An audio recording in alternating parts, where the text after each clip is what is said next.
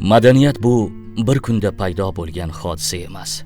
U uzoq yillar davomida boyib, kengayib borgan jonli jarayondir. Davrlar orqali o'zbek madaniyati tarixiga sayohat qilaylik. Ibtidoiy davr. Bu davrda inson tabiat bilan kurashib yashagan, ov qilgan, olov yoqqan, qorinni to'ydirishga va omon qolishga harakat qilishgan.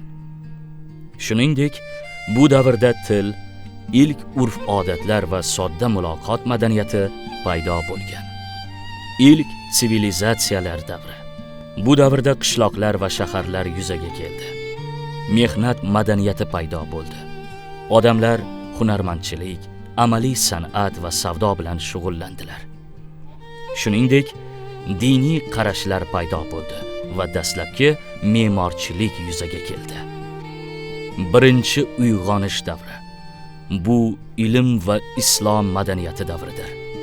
Abu Rayhon Beruniy, Abu Ali ibn Sino, Al-Xorazmi, Abu Nasr Farabiy kabi olimlar ilm-fan, tibbiyot, falsafa, matematika sohalarini rivojlantirdilar.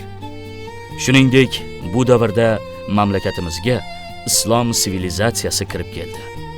Bu odamlardagi dunyo qarash va tafakkurni o'zgartirib yubordi. Ikkinchi uyg'onish davri. Temuriylar davrida me'morchilik, amaliy san'at va ilm-fan yuksak darajada rivoj topdi. Shuningdek, Alisher Navoiy va Zahiriddin Muhammad Bobur adabiyotning, Kamoliddin Behzod miniatyura san'atining ustunlariga aylanishdi. Sinovli davrlar. Tarixdagi bosqinlar sabab madaniyatimiz juda ko'p zarbalarga, yo'qotishlarga duch keldi. Biroq tilimiz, qadriyatimiz yillar sinovidan omon chiqdi. 19-20 asrlarda teatr, musiqa, raqs, rassomchilik, kino va televideniya kabi madaniy yo'nalishlar yangi darajalarga ko'tarildi.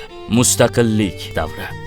Mustaqillikka erishganimizdan so'ng milliy madaniyatimiz qayta tiklandi. Tarixiy merosimizga, ajdodlarimizga, qadriyatlarimiz va xalq ijodiyotiga bo'lgan e'tibor kuchaydi. Madaniyatning har bir yo'nalishi, san'atimiz, urf-odatlarimiz, o'zligimiz yangi bosqichda rivojlanmoqda. Anglagan bo'lsangiz, madaniyat davr va zamon o'zgargani sari yangilanib boradigan, boyib boradigan tushuncha. Lekin hamma davrda ham inson va uning qadriyatlari madaniyatning ildizi bo'lib qolaveradi.